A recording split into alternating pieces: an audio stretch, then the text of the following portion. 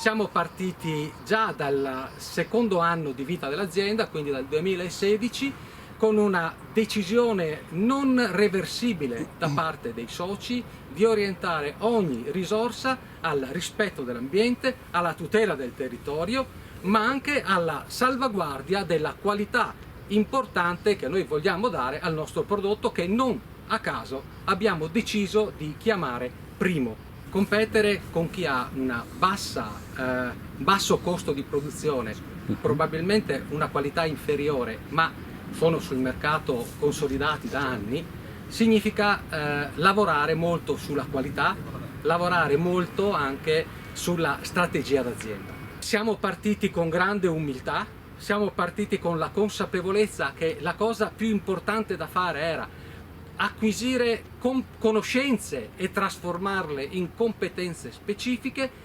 Grazie al PSR ci è stato consentito un percorso di accelerazione rispetto a un'idea già fissa che comunque avremmo perseguito.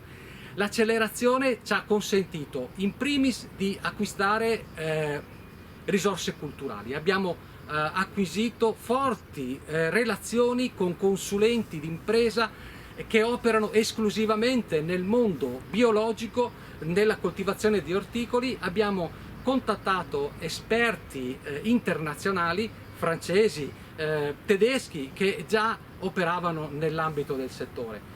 Abbiamo acquisito macchinari specifici per la gestione delle procedure non invasive, però assolutamente tranquille negli obiettivi da raggiungere.